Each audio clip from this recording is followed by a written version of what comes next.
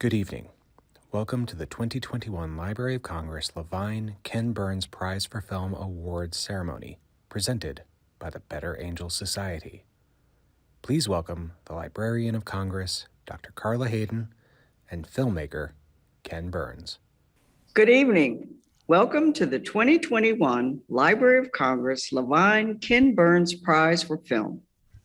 When we launched the award for the Better Angels Society and the Jonathan and Jeannie Levine and the Crimson Lion Foundation, we never thought, of course, that two of our events, 2 in 3 years, would take place remotely because of a global pandemic.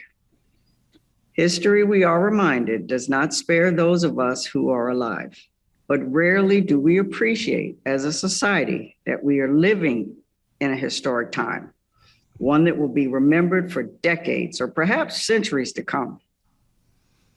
At the Library of Congress, we collect those moments. The pieces we collect are the fabric that historians, artists, and yes, filmmakers use to construct and share with us the stories of our past and reflections on our present.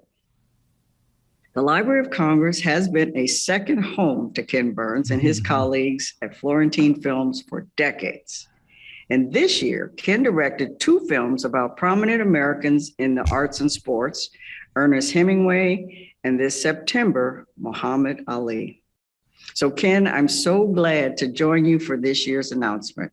Thank you, Carla. I'm thrilled to be with you tonight. It's been such a difficult time for so many people. For those of us who lost loved ones, we send, of course, our condolences. For those impacted in other ways, we're thinking of you. We have all struggled to figure out how to work and live during this pandemic, but some have been impacted much more harshly than others. We must remember that as we try to emerge from this pandemic. Our film on Muhammad Ali, which was aired in September on PBS, was in production for nearly 6 years with much of the photo and archival research conducted in person. For other films, we have relied heavily on digital collections. Fortunately for documentary filmmakers everywhere, much of the collection of the Library of Congress is available online, allowing filmmakers and other researchers to access this extraordinary, unprecedented collection of material. The films we are discussing tonight were largely in production before the pandemic hit, but they nonetheless speak to many of the issues we've confronted over the past many months. Before we introduce the film, some background on this year's competition. I know firsthand how a year of lockdown and travel restrictions make filmmaking extremely hard. But despite that, we had a robust application pool this year, and interest in the prize continues to grow. Our jurors have selected 6 finalists. From those, Carla and I have selected the winning film and the runner-up. The winner will receive a $200,000 finishing grant. The runner-up, $50,000. The 4 finalists will each receive $25,000. You can watch some of the winning films from 2019 and 2020 in their entirety as part of the showcase this year from October 23rd to the 27th. Visit the Library of Congress website for more information. That's loc.gov. Allow me to thank our jurors: University of Richmond Professor Ed Ayers, Columbia University Professor Andrew DeBlanco, filmmaker Sam Pollard, filmmaker Dawn Porter, and filmmaker Sally Rosenthal. And of course, as you said, Carla, none of this would be possible without the generous support of Jonathan and Jeannie Levine. The Levines believe strongly in the power of education for all of us, the value of sharing stories that are not driven by partisanship, but rather by common interest in the past and a desire to understand who we are now. On behalf of Jonathan and I would like to say thank you, Ken, and thank you to Courtney Chapin, Amy Berg, Meredith DeWitt, and all of our friends and colleagues at the Better Angels Society. And thank you to everyone who is watching this year's celebration at home. As Dr. Hayden said, we are living in historic times, and a big part of why Jonathan and I are so committed to supporting this prize is because we know that the filmmakers we are celebrating tonight recognize the power of history. They each, in their own way, turn the past into an art form. Like Ken Burns, who mastered the use of archives to tell history stories many years ago, their films help us to understand our present and guide our future. It is more important than ever that we experience these stories as Americans. Our country's history is not simple. It is contentious, as we are so often reminded nowadays. But that is as it should be. We as a nation are made better when we discuss the past, try to learn from it, and make decisions that are informed by facts and critical thinking.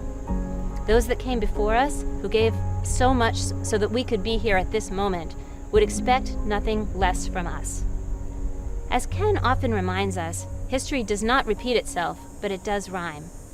We need to elevate and cherish the storytellers who are able to see and understand that. They provide a light for us to follow. 3 years in, we are so grateful to witness the expansion and flourishing of this community of storytellers. We are honored to see the brilliant works that have been supported by this prize, and we applaud the filmmakers who continue to lead the way forward. Throughout the years, we have supported a number of Ken's incredible films. The Vietnam War, when it was released, encouraged a national reckoning. The Sharps War, which tells the story of Waitstill and Martha Sharp, profiled two brave people who committed themselves to a life-threatening mission in Europe during World War II and saved hundreds of refugees from Nazi Germany. In the years to come, Ken and his colleagues are creating a major documentary series on the Holocaust in the United States and another on the American Revolution. Jonathan and I are so proud to be supporting both of these productions through the Better Angel Society. What unites these stories is that they offer us lessons on bravery, defiance, and perseverance. It is our hope that those who view the films will be inspired to understand history as it is, not as words on a page, but as a moving, breathing work of art. Ken's work reminds us of this so beautifully, as do the exceptional films being honored tonight. We are also excited to be supporting the Better Angels Levine Fellowship, which is now completing its first year. This program, run by the Better Angel Society, supports 5 diverse American history documentaries chosen from the prize submissions. The winners will be connected to professional filmmakers and to PBS for expertise and distribution-related guidance. Jonathan and I are so grateful to Ken and to the Librarian of Congress, Dr. Hayden, for their commitment to this prize. Thank you all for joining us tonight to honor this incredible group of filmmakers. And now back to you, Ken and Dr. Hayden. Ken, it is good to join you tonight to announce this year's winners, and I can't imagine a more important time than ours. But how do you think future historians and filmmakers like you will depict last year? Well, I've said over the last year that I believe our time will be remembered as one of the greatest crises in our country's history, taking its place alongside the Civil War, the Great Depression, and the Second World War. We are at a point of confluence, with the pandemic exposing tremendous inequality, with a long overdue racial reckoning, and with political divisions that seem, at least at the moment, insurmountable. As a country, we're also questioning our founding values, leaving many to ask how we can survive in a country without a shared civic vocabulary. So that brings me to a question for you, Carla. I've always thought that while history is about the past, it is also a place where we can gather to discuss the future of our country. Carla, how do you think history helps us as a country, even when that history is so contested? History never stops. And by looking at the past and getting context for some of the things that are happening today, for instance, the Civil War, when you think about all of the things that led up to it, the consequences that we're still dealing with afterwards, having history and examining history gives us context for what we're living in today, and hopefully, some guideposts for the future. And so, Ken, I'd have to ask you, what story would you like to share about your time doing research at the Library of Congress? Because it has been through the course of your whole career. I've been doing this for almost 50 years, Carla, and you're absolutely right. We don't leave home without you, or actually, more precisely, when we leave home, we go to you, because the Library of Congress is usually always the first stop. And so, obviously it has a digital component. There's early films that I was working on. The thing that I remember most is working in the paper print collection and the photograph collection when I was making the Civil War series. And one of my colleagues, Mike Hill, co-producer on the film, and our cinematographer and I would go every morning for 6 or 7 or 8 weeks to the Library of Congress. We'd get there before the start of the day. We'd be let in. We had set up a little easel, a magnetic easel, of which we'd affix with our gloves on magnets, putting up the photographs of the extraordinary collection born out of Matthew Brady's photographs. He went bankrupt, and the Library of Congress bought his original negatives.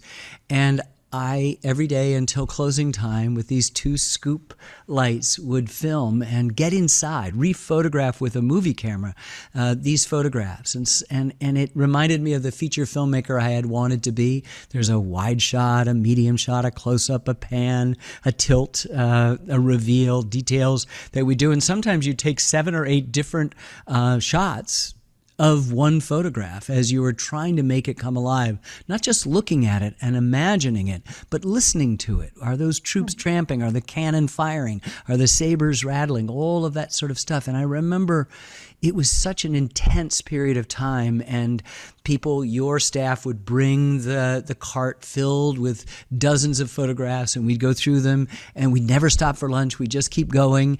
And for weeks and weeks and weeks we did that. That's the thing I'll remember the most, of how accommodating the United States government was. In fact, whenever I thanked them, they would always say, "It's your library." And I love that. It had a sense of participating in that civic thing that we're talking about, something bigger than themselves. That's my most favorite experience at the Library of Congress, making those Civil War photographs come alive. And what your experiences show people when they see the credits at the end of your films, that is how history can come alive with inanimate objects like photographs and other things, that you bring them to life and you inspire others. Well, these photographs are not moving, but I think by moving in them, you can create a kind of apparent motion. You can try to bring alive the arrested moment of the past that this photograph represented. That is to say, suggest that it had a past itself and would have a future. So maybe that cart rumbles through on the soundtrack, even though it's static within the image. And I think that's part of what my job is kind of waking the dead, waking the past, knocking on these pieces of archives and trying to make them come alive. But let's not leave anyone else in suspense much longer. Let's talk about our nominees. At Hampshire College in the early 1970s, I studied with the great photographer Jerome Liebling. Jerry had more influence on my work than anyone and taught me how to look at photographs and really how to see life. I was thrilled to see that 2 of our films are about photographers. Our first film, submitted under the working title Double Exposure and directed by Phil Bertelsen, is the riveting story of Ernest Withers, who helped capture some of the most iconic moments of the civil rights movement, traveling with Dr. King and sharing with the world the tragic murder of Emmett Till, among many others. Beyond civil rights, he also shot artists and athletes and helped capture a unique moment in African American history. But as the title suggests, there was another side to this story. Withers also provided photographs and information to the FBI, raising questions about loyalty and patriotism.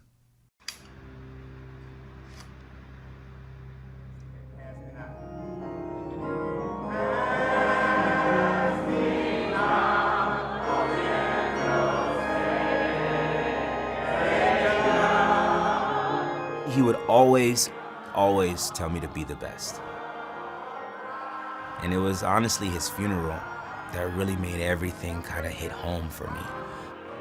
Because at his funeral, everybody of all sorts of backgrounds, all saying be the best.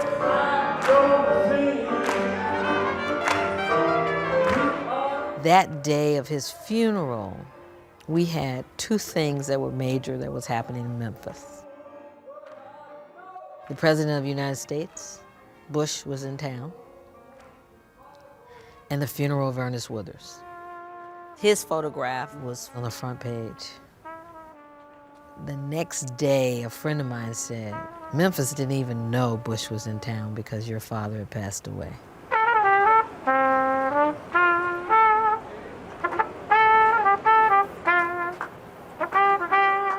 Memphis loved my father.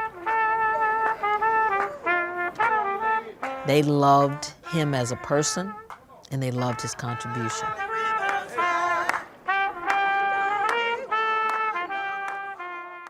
But that changed the day that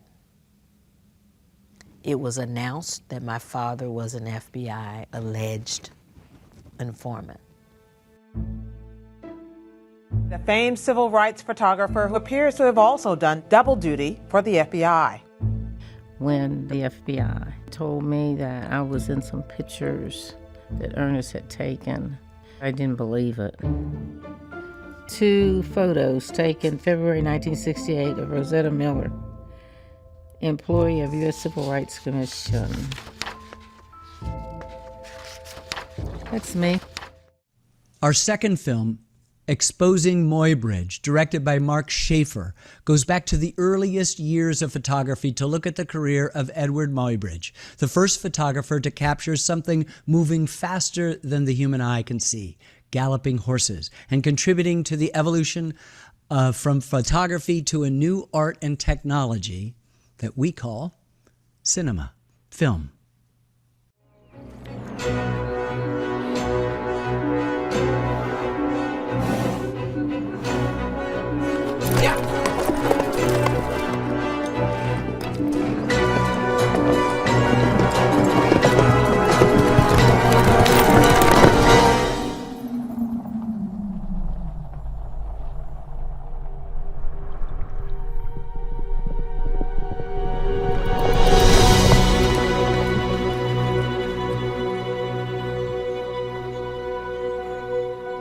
And the image appears, and it is like, oh, oh my God.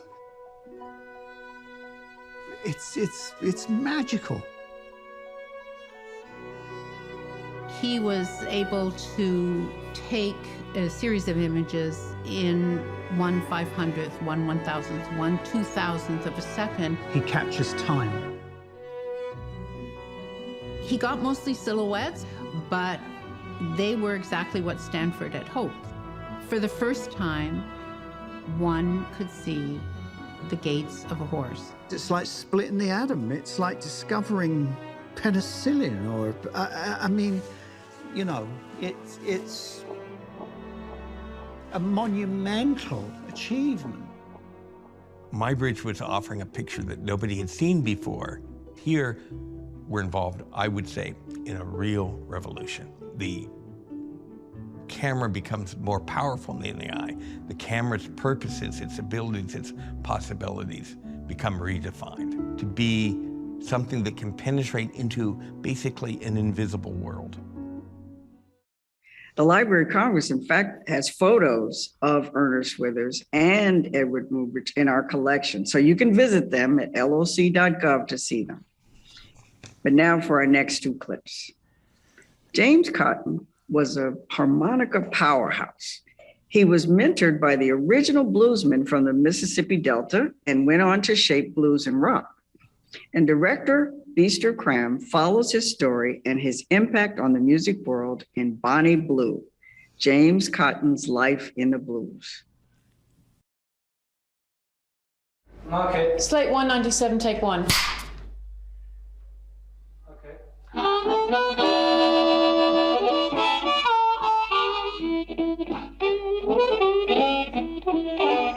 He was one of the virtuoso harp players because of his incredible power. He got a huge sound out of the harmonica. You were able to hear Cotton's playing and have it sound more like somebody was actually speaking to you. But Cotton was like powerful, in your face, no holds barred, not restrained.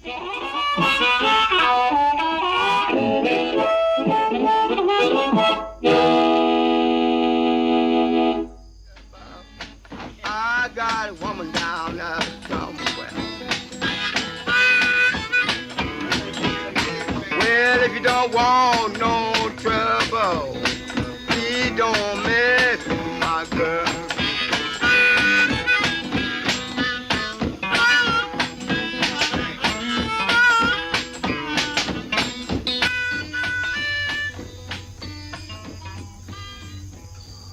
came from a family of 9. We didn't have no money. We didn't have nothing. I worked on the farm. I plowed mules, chopped cotton, picked cotton. My mother kept the harmonica around the house. At bedtime, she'd come in the kids' room, and she played things like the freight train. And I like to do that.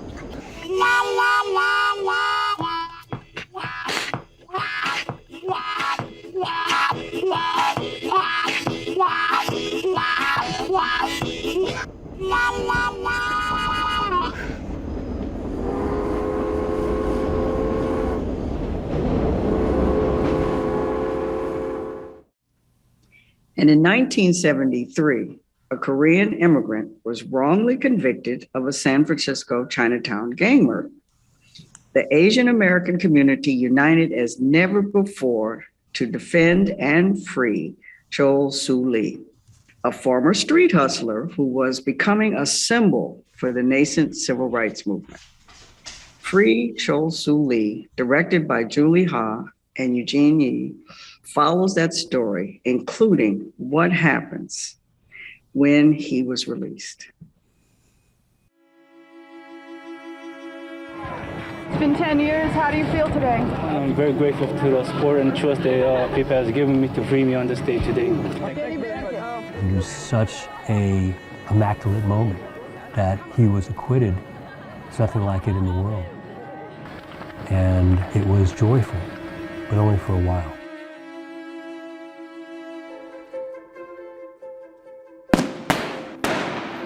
The shooting occurred around 7:30 p.m. at the intersection of Pacific and Grant Avenue. Chol Soo Lee was arrested at his nearby rooming house. I feel that I have nothing to worry about. Just understanding I'm a Korean and Chinese is Chinese. People knew that the Korean didn't do it. Calling a Korean a Chinese. It was get some Asian. Didn't matter who it was. We had to get involved. We had to get him out. We didn't know that this kind of thing wasn't done, but we just did it. The demonstrations, hundreds of people were always there. The Chol Soo Lee movement had a life of its own. When the court is packed and a case becomes political, it's a victory for the whole community. The fairy tale narrative, he was going to become a leader in the community. But then he also had all these demons. I'm sure there's got to be some people who probably think, what a waste of time. If you examine my life from the date of my birth, you examine the person who's been in enormous amount of pain that you never asked for to be. A lot of people have wondered what happened to you.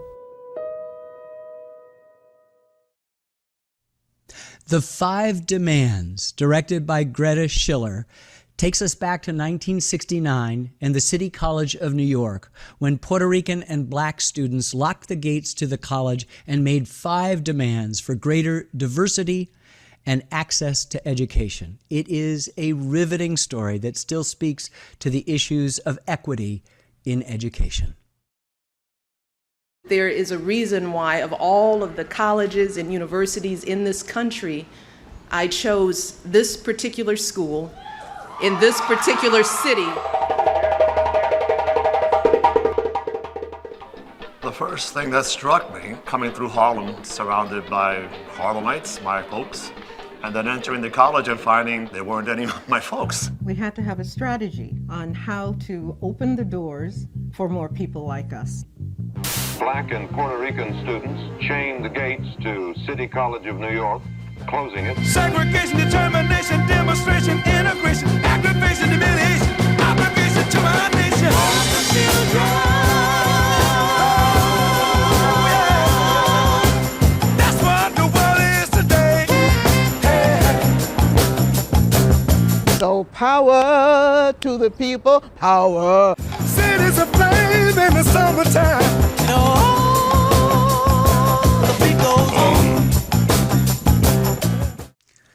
Detroit was once a heralded city, representing the future of American prosperity. That future, like many futures, didn't play out that way, with the city plummeting into insolvency and culminating in the largest municipal bankruptcy in our country's history. Directed by Sam Katz and James McGovern, gradually, then suddenly, the bankruptcy of Detroit follows the promise, the decline, and perhaps the most riveting story of revitalization. I want to share with you my experience in Detroit of austerity, or cutbacks as they used to be called. 1 month ago, a young man was shot dead on my street. For 5 hours, his body lay on my street. For those 5 hours, 100 people came to our street, his family and friends, and they got to see his body lay there for 5 hours. Because of the cutbacks for the coroner. This is austerity. Detroit needed to support citizens who had witnessed and experienced violent crime across the city's highest years of homicide. It needed an intervention in kids, like basic sense of bodily safety in the city. We just left Detroit and its people to figure it out. Things were so bad in the fire stations, they didn't have alarms. They put the empty pop can on the fax machine. The fax came through, it knocked the pop can on the floor. Fire! I had an interest in Detroit firefighters because a number of my friends were firemen at the time. What I saw was a department that was understaffed, under-resourced, overwhelmed with the sheer volume of fires, many of them arsons. The low point for me, the neighborhoods just burn night after night. In Detroit, the firemen go in the house. This thing collapsed on my friend Walt Harris. He didn't burn to death. He suffocated because the house fell on him and folded him in half. They have something called a pass alarm. His didn't trigger because it was broken. They couldn't find him. We are very fortunate to have robust support from members of Congress for this prize. And here are just a few of the many who share our love of American history documentary filmmaking. To all the filmmakers being honored tonight, your work is absolutely vital in preserving our nation's history and to telling the stories of the men and women who have shaped and reshaped America over the centuries. I know Ken, Jonathan, and Jeannie very well, and I'm immensely proud of the amazing impact their partnership with Dr. Carla Hayden and the Library of Congress has had in recognizing the excellence in American history documentary films. Congratulations to the filmmakers being honored tonight. And thanks to the Library of Congress for your vital role in preserving our nation's history. I'm a big fan of some of the documentaries that your awardees have made, especially Ken Burns' documentary on baseball. As a young kid growing up, idolizing many baseball players through collecting their cards, seeing history always amazes me every time that I get a chance to look at the history of one of my favorite sports. I want to acknowledge and recognize the many filmmakers that are being honored tonight, and I also want to show my appreciation, give my thanks to the Library of Congress for all you do to help highlight the extraordinary history of our country. We were asked to talk about some of our favorites. Probably my most favorite is the comparatively recent Ken Burns documentary on the Roosevelts, both Theodore, Franklin, and certainly Eleanor and the extended family. I thought it was absolutely one of the most superb pieces of history.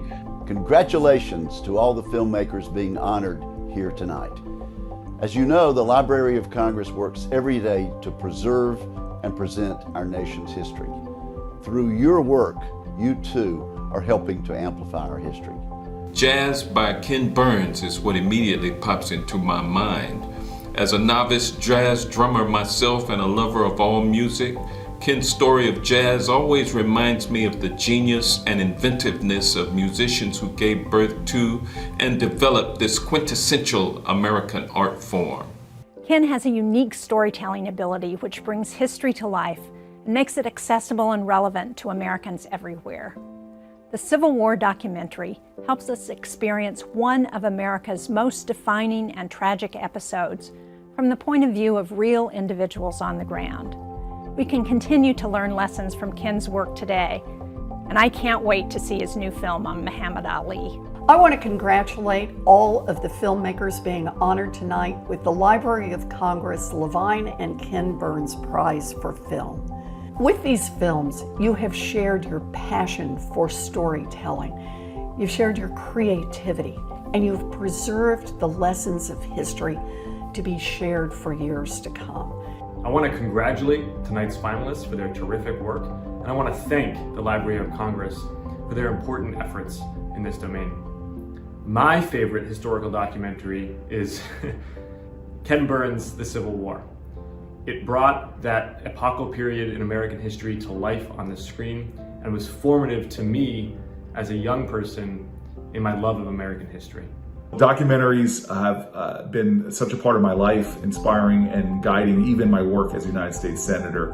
And I'm just so thrilled for the honorees tonight, and just wishing you all the best. Congratulations for your contributions to this rich area of American culture, American artistry, and American life.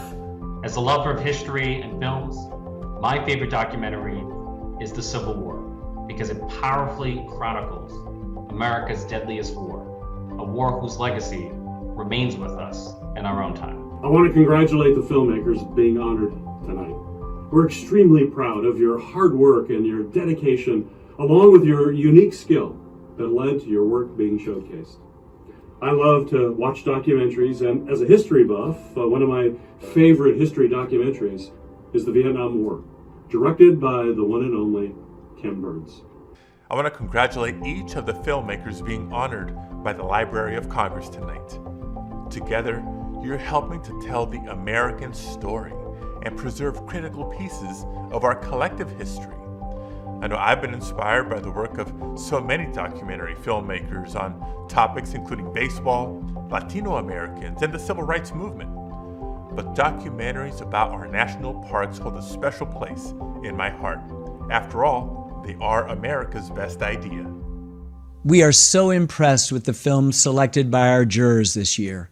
Each speaks to a critical part of our history, and as such, to issues that we are grappling with today.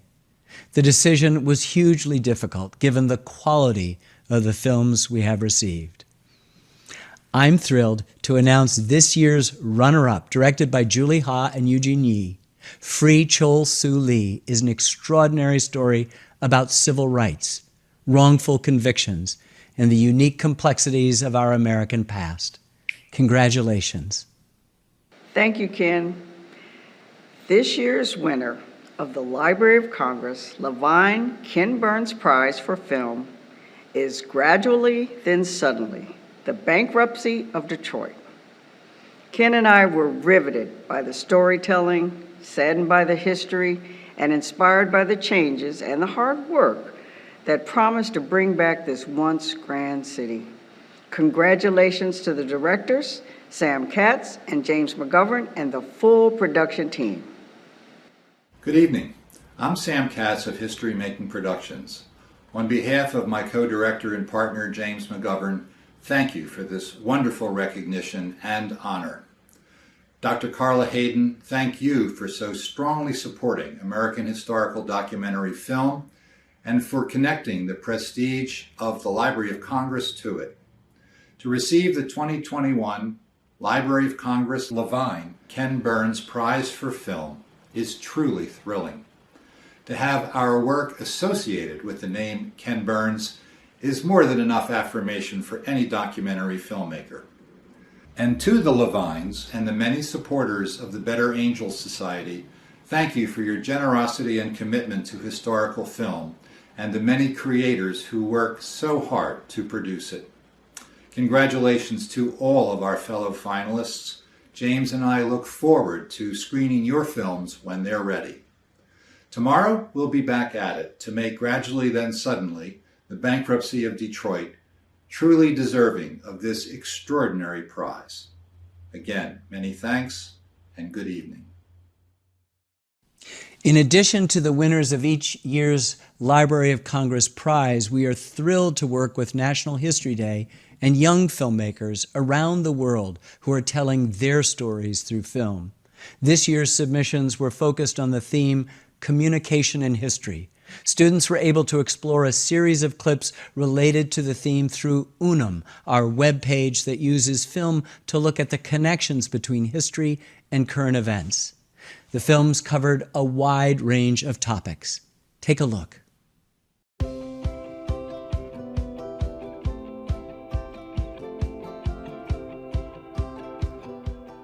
Percy's stories of the Hibakusha, communicated to the world through radio, print, and popular literature, shifted the world's perspective on nuclear weapons, from the view of an airplane and military sensors to the people of Hiroshima, preserving the legacy of the Hibakusha and protecting the future of the world.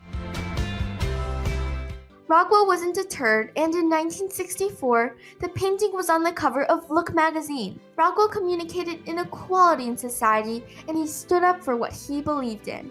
Rockwell helped America understand that we are all equals, and stood up for what he believed needed to be addressed and changed. The growing city of San Francisco had spent decades searching for a new water resource. For the 300,000 citizens in this city surrounded by desert, water was more valuable than gold. By the 1860s, Spring Valley, an aggressive water company, capitalized on this need. Stalin's falsification techniques are still echoed today, as photoshopping, deepfakes, and fake news are increasingly used to communicate misinformation and distort the truth. The Tsar was overthrown, and Russia exploded into the 1917 October Revolution. The duration of the program was 138 days, with airtime 453 hours and 45 minutes. 100,952 have applied for the reunion, and correspondingly, 10,189 families were reunited. These numbers only reflect families that are just in South Korea. Oklahoma's nuanced narrative and nostalgic subject matter propelled it to unprecedented levels of success, launching the golden age of Broadway and increasing the effectiveness of musical theater as a form of communication. The library's National Audiovisual Conservation Center has a specific role in the annual administration and award of the Library of Congress Levine Ken Burns Prize for Film. We are the world's largest and most comprehensive collection of audiovisual material. So we're bringing all of our expertise and historical understanding to assessing these films. We have a number of things that we always keep in mind are the standards of journalistic accuracy and balance embodied in the material that we're looking at. Is there a kind of a compelling storytelling that's going on? How do these films resonate within contemporary American society? Last year's prize winner, a film called Hold Your Fire. It's the story of a 1973 incident in Brooklyn where 4 young African-American men were robbing guns. It went bad. The police arrived. A police officer was killed, and then began the largest hostage siege in the history of the New York Police Department. But this was the first time they tried something different. They tried hostage negotiation, and it was successful. And this film tells an incredibly balanced story with the survivors of both sides.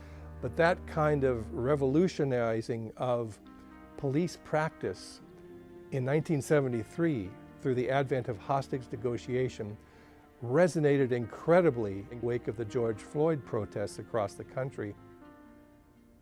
The applications to the prize are originally sent to the Better Angels Society, our partner in the prize. The Better Angels Society whittles that down to 12 semifinalists. And those 12 semifinalists are forwarded into an internal review committee comprised of members from both the Ken Burns side of the Better Angels side, the collaboration, as well as the Library of Congress. The 6 finalists are identified for forwarding to the Ken Burns Prize jury and ultimately to Dr. Hayden, the Librarian of Congress, in consultation with Ken Burns himself to pick the winner, the second place runner-up, the third place runner-up. And then we get some of the fun part, which is we administer the actual prize funds here at the Packard campus of the $200,000 award that goes to the prize winners. For the second part of tonight's event, we are thrilled to join the filmmaker Dawn Porter and the host of Washington Week and PBS NewsHour Chief White House reporter Yamiche Alcindor. Yamiche has a keen appreciation for how history influences public policy and decision-making in Washington. She also graciously shared her thoughts on communications and history as part of Unum's Next Generation Angels Award series that Ken just mentioned. Yamiche, we are so pleased to have you lead this conversation tonight. Thank you, everyone, for joining the second part of this year's Library of Congress Levine Ken Burns Prize for Film. It was thrilling to see clips from this year's winning films. Now, to conclude our presentation tonight, I have the great honor of joining in conversation with Dr. Carla Hayden, the Librarian of Congress, the award-winning filmmaker, and one of the jurors for this year's prize, Dawn Porter, and the filmmaker, Ken Burns. Our topic, the pieces of history. What a topic. So Dawn, I want to start with you. Your film, award-winning film, John Lewis, Good Trouble. If anyone hasn't seen it, you should go see it. That film uses rare and never before seen footage to tell the story of the late Congressman and civil rights icon, John Lewis, and his 60-year-plus years in social activism. What's so fascinating about this film and what's so moving when I watched it is that it collapses in some ways the past and the present. Given that you have Congressman Lewis not just telling his story, but also looking at his story, observing his story, what was it like for you watching the congressman watch his own story and his own country's history, and given all that he's done? I love that question so much, and I'm so thrilled to be here. It was such a pleasure to see all these remarkable films, and I thank Ken Burns and Dr. Hayden and the Levine family for inviting me to be part of the jury. Such a delight. When you have a living icon, a living hero, one of the challenges for a filmmaker is how do we make his life fresh and have him see what we all see? And that was one of the challenges with the congressman. And to tell you the truth, I was following him in Bryan Stevenson's remarkable Civil Rights Museum in Alabama. And he was touring the museum, like many of us will tour the museum. And he stopped at an exhibit that was about him. And he was watching archival of himself. And he turned to somebody touring the museum who was a teenager on tour with a class trip. And he said, I can't believe that's me sometimes. And he was talking about himself, and he told a story that I had never heard. And it gave me the idea that that's what we should do. We should put him in a quiet place. So we actually rented the arena stage in Washington, D.C. We had stage lighting. We put him quietly in the center so that he could absorb and really feel the impact of his life's work.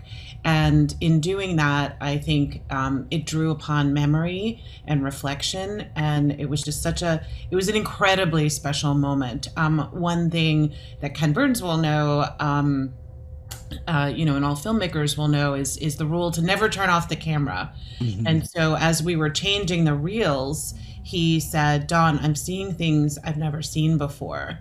And you could hear a pin drop in that room when he said that. We all realized what a special moment that was. I think he was talking about some of the footage, certainly, but I also think he was seeing his life in totality, in a way that is so rare. And so particularly, we had no way of knowing at the time that he was ill. I fully expected to be touring the country with him, showing this film. So it was special in the moment, but it is priceless now to know that we had that moment in particular. Mm-hmm. So that's obviously so remarkable what you just described there, him watching his own history. Set up the clip that we're about to watch. We took great care to choose, and it was difficult to choose which are iconic moments of history that we would share with the congressman and remind people who may not be familiar with that history. And that's one of the reasons I love documentaries so much. So here you'll see one of the congressman's iconic moments, but you'll also see the moment that he re-experienced his own lived history. Mm.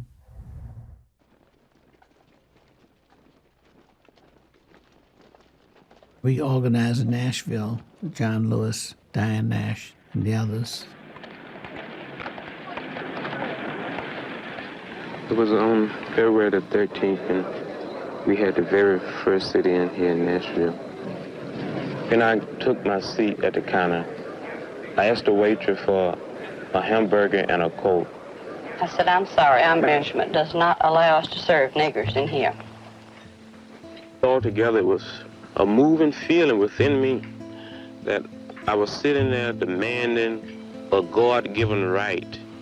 And in spite of all of this, I had to keep loving the people who denied me service. They come in and they sit down, and we're not used to them sitting down beside us because I wasn't raised with them. I never have lived with them, and I'm not going to start now. First, we had to change. And since we were no longer going to accept segregated lunch counters, it was over with. We protested because we had changed. We continued to give them the opportunity to also change because we believed that it was possible.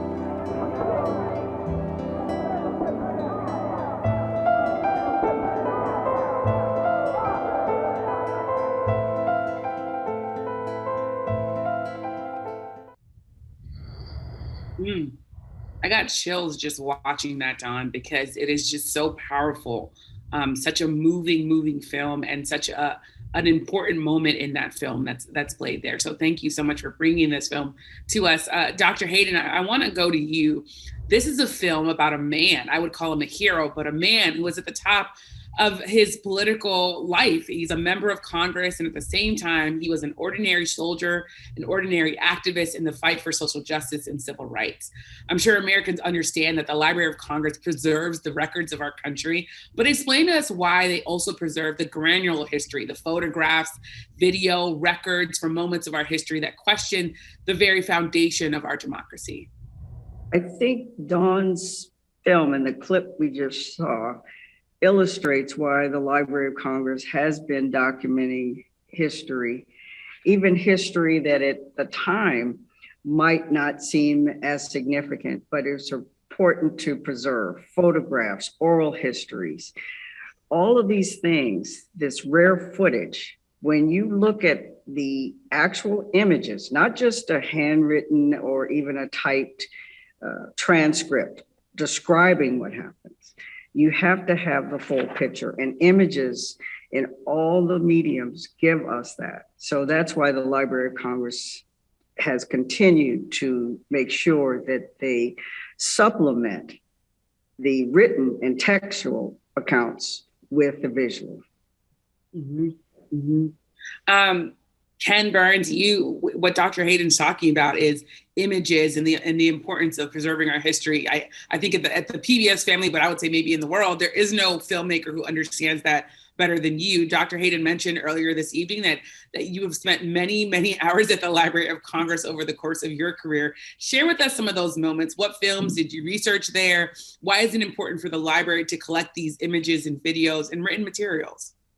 Well, I think Dr. Hayden said it really well. This is the repository of our republic's life, good, bad, and otherwise. And we need that kind of detailed records of who we were and where we are now and maybe where we're going. I've spent days, weeks, months at the Library of Congress. I agree with Dawn. You're looking for that moment so that when the feedback comes from the subject, they're saying, wow, I never saw that before. I didn't see that bit of film. We just finished a film on Muhammad Ali, and his daughter Rashida was in tears. We showed good, bad, and, other sides of him, and she was struck by seeing him talk to her in a piece of film as a little baby. He's holding her, cradling her in her arm, and said, don't you know your daddy is the baddest man in the world?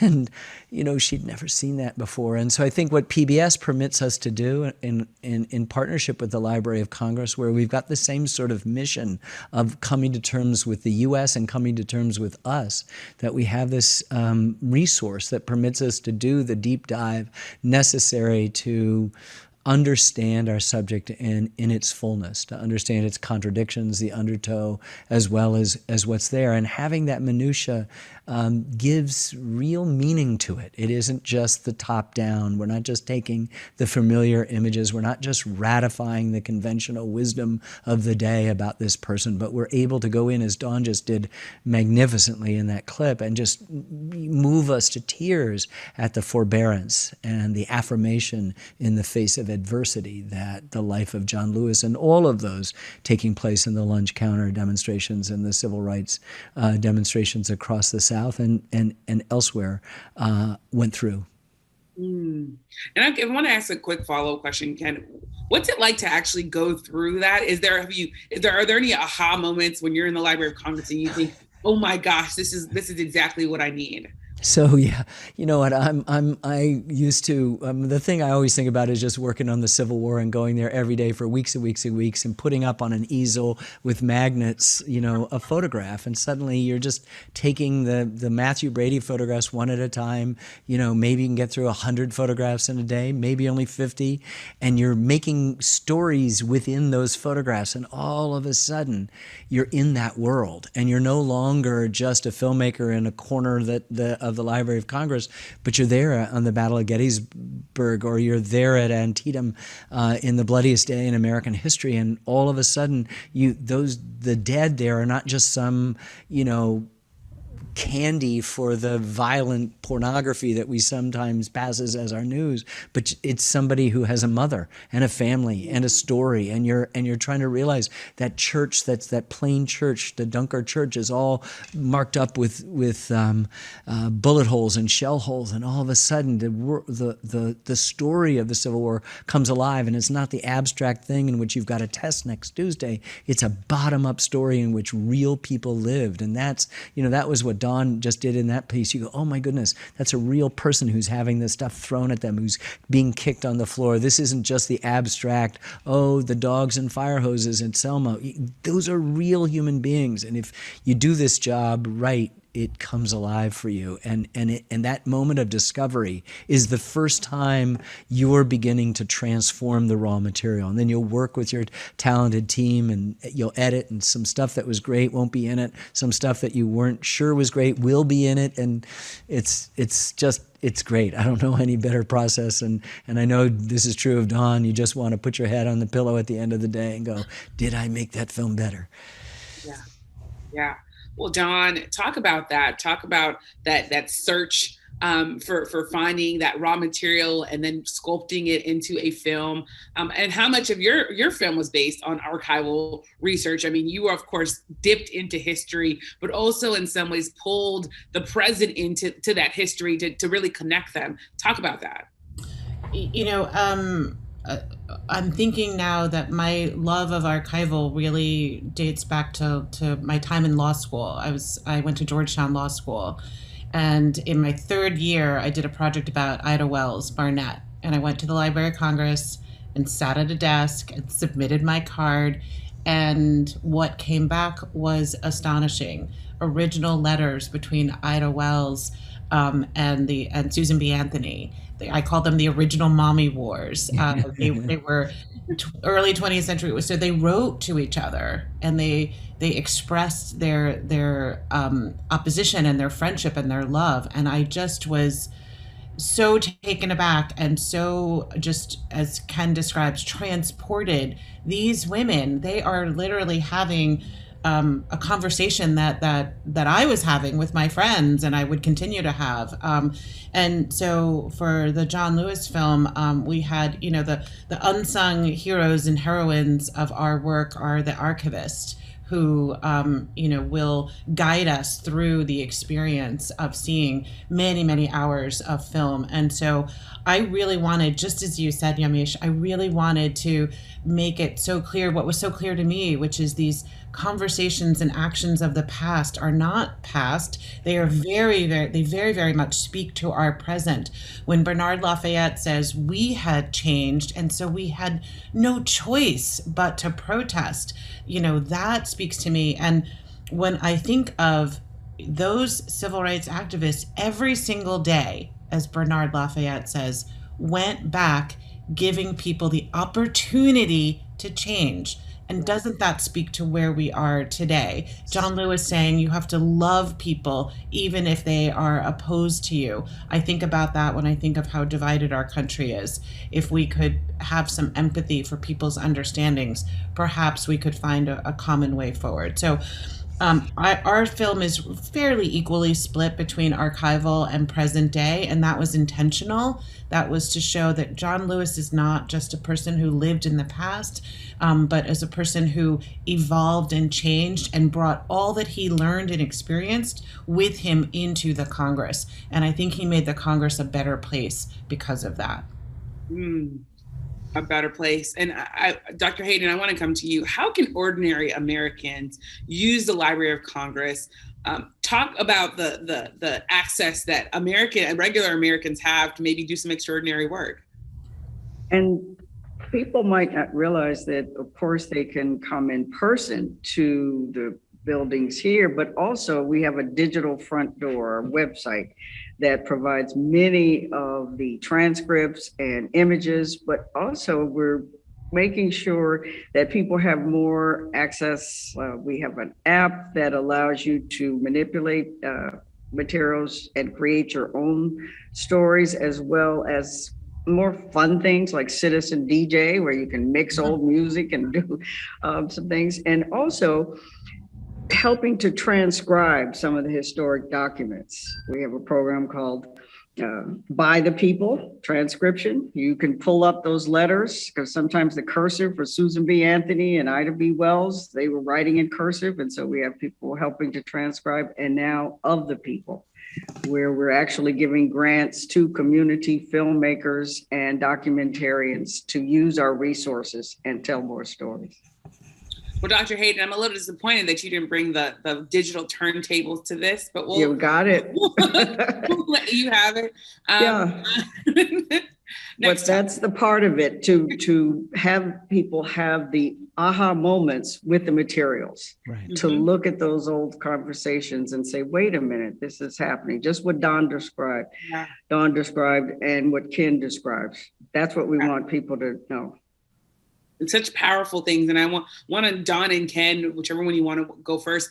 How much do you assume that your audience knows about the topics you're exploring? There are a lot of people who don't have an understanding of history a lot of times, but right now historical documentaries are really, really important. How do you explain that sort of contradiction? How do you square that? And maybe Ken, I'll start with you, because I will say, as someone from Florida, I remember you talking about the Central Park 5 documentary when I was a reporter at USA Today. You came to visit our headquarters, and it stuck with me. And I had only known a little piece of that story because that wasn't a contemporary story for me. And I learned so much through your documentary about that moment and that moment in time. So talk a little bit about how much you assume people know. Well, you have to assume that they don't know anything, that they're ignorant but curious, right? If you're defiantly ignorant, then you dissolve into stupidity. But if you're curious, you want to tell a story. That's what we're in the business of. And history is just the word story plus high, which is a good way to begin a story. And so what we do, and what Dawn and I do over and over again in the editing room, is we want to make sure that we don't presume or assume things about our exposition, that we are telling a story, that we can lead people who may not know the principal players, certainly don't know the secondary and tertiary players, don't maybe know the contours of the larger history into which this story is, and to create that context in a way that doesn't have anybody fall out of the story. And that's the most important thing to me. You know, we have our experts and we have our own colleagues, but we always bring in people, not as a focus group. It's not a merchandising thing. We bring in people to look at our film and watch them. We call them warm bodies, you know. They're not filmmakers and they're not experts on the subject, and we watch them watch it in a way to see the ways in which they fall out, where they get bored, where they're confused, where we've made a leap that we should not have made, and where we need to do a little bit more explaining, or maybe we've over-explained. And so all of that is the centering, the months and months of centering that goes on in our process. And Don? You know, one of the many beauties of history and historical filmmaking are the details that leap out at you that you weren't focusing on before. And so one of the things, I completely agree, we assume that our audience has maybe a superficial understanding of some of the more famous events, and that's what's delightful, is bringing forward those details that people have not focused on. John Lewis and the civil rights workers training for months and months and accepting nonviolence as kind of the price of entry to their work. Seeing that in real time. You may know that John Lewis was committed to nonviolence, but seeing him practice having insults hurled and cigarettes burned on them and seeing what those young people did, I think that's very powerful. That helps to our understanding of what's occurred in our past and what's so relevant to our present. Mm-hmm. And my last question, it's a sort of lightning round for all three of you. Well, I'll give you about 30 seconds each. That's what I do on Washington Week when we're down to the last moment. All three of you, it's been said that journalism is the first draft of history. Dr. Hayden, how is journalism preserved at the Library of Congress? And for Don and Ken, how do you use journalism in your films to construct those narratives? Journalism at the Library of Congress, there's Chronicling America. These are newspapers, local newspapers from all over every state, but also the reports, the field reports from the NAACP that gave a different perspective on the Tulsa massacre. You see the newspaper article, but then you see what the NAACP said. Yeah, I just finished a film about the Tulsa and 5 of the other massacres. There were 26 massacres, at least 26 massacres. And we used the firsthand reporting, again, of Ida Wells in order to tell that story. And I'm very much reminded of Clarissa Ward and what she is doing in Afghanistan. Those eyewitness accounts are going to be the history that future filmmakers and future reporters look to try and make sense of what's happening on the ground. It's vitally important. Mm-hmm.